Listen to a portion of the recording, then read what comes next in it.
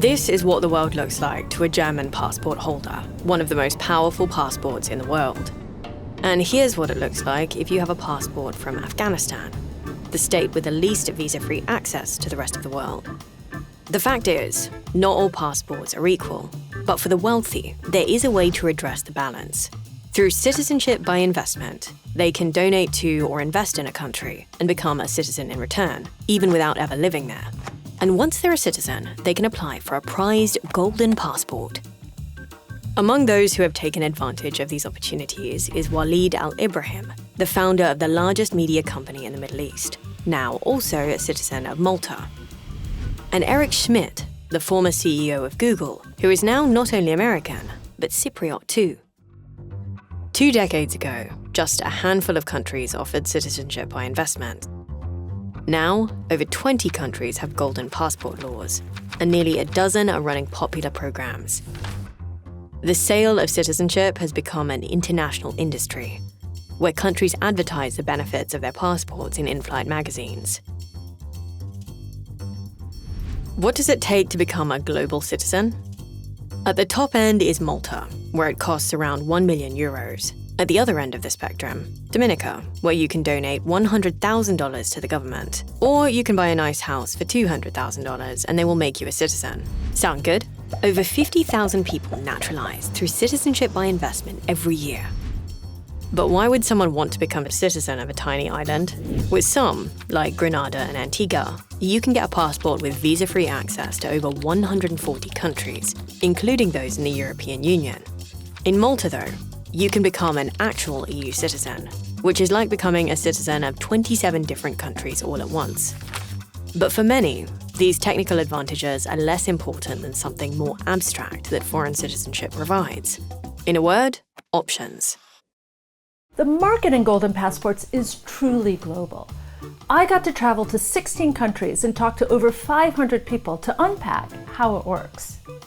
This is Dr. Kristen Surak, Associate Professor in Political Sociology at LSE. People look into these options for a huge range of reasons.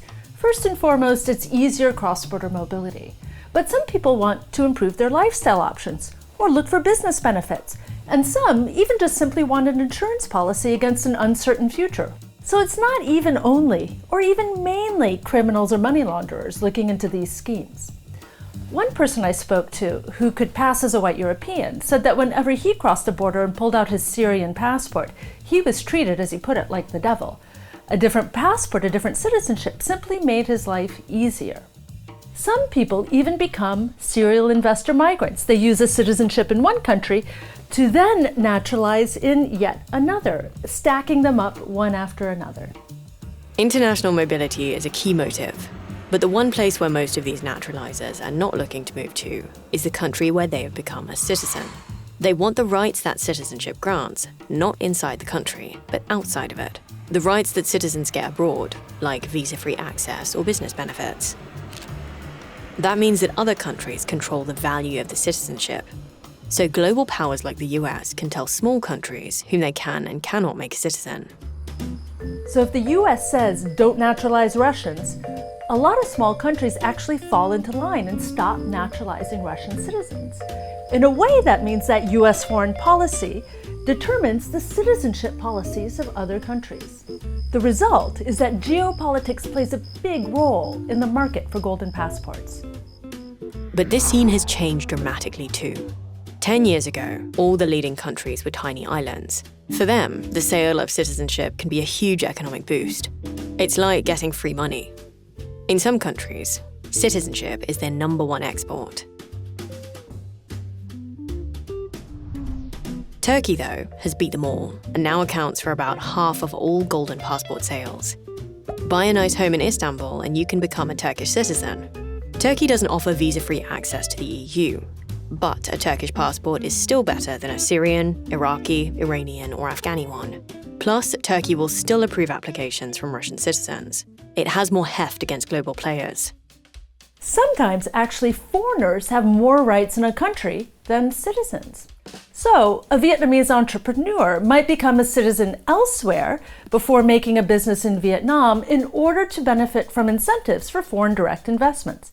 And that same entrepreneur who becomes a foreigner at home can even make claims in international arbitration courts should the government tries to seize his assets. So while it might sound like the preserve of millionaire investors, buying into these golden passport schemes is often a way to redress the imbalance of being born into a citizenship that brings with it limited options for movement, lifestyle opportunities, or business possibilities. For many in the West, having a good passport is, like most privilege, invisible. If you're from a country with good benefits and good travel possibilities, it's important to check your passport privilege.